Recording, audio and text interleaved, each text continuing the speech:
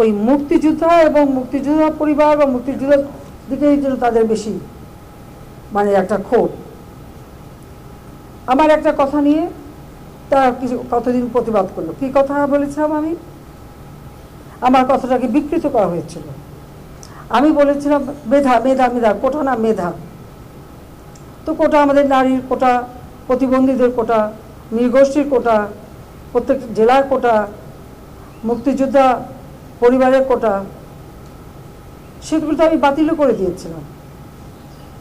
তারপরে কোটা না মেধা, মেধা না কোটা, তো কোটা মেধার মধ্যে এত তফাতের কি আছে? এখানে মেধাই তো হয়।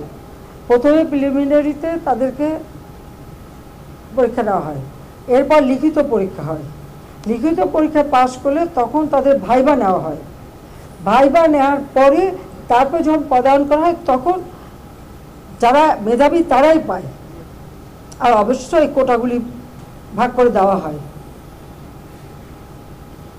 তাহলে যারা পরীক্ষা দিয়ে মেধাবী তারাই তো পাচ্ছে। সেই সূত্রে আমি বলেছিলাম যে কি মেধাবী কি শুধু মানে মুক্তিযোদ্ধা পরিবারের সন্তান সন্ততিরা কি মেধাবী না?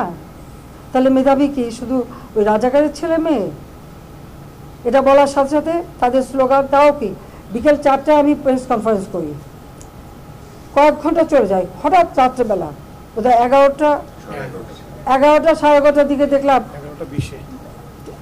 অনেক ছেলে মেয়ে বের হয়ে আসছে, মেয়েরা হল থেকে বের হয়ে আসছে। তাদের স্লোগানটা কি? যে তারা রাজাকার, তুমি কে আমি কে, রাজাকার রাজাকার, তোমার বাবা আমার বাবা, রাজাকার রাজাকার। তার মানে তারা নিজেদেরকে রাজাকার হিসেবে পরিচয় দিল। আমি তো তাদের রাজাকার বলিনি। তারা নিজেরাই স্লোগান দিয়ে নিজেদেরকে রাজাকার হিসেবে পরিচিত করলো সকলের কাছে। এবং এটারই প্রতিবাদ প্রত্যেক শ্রেণী পেশার মানুষ কিন্তু করেছিল, সকলেই।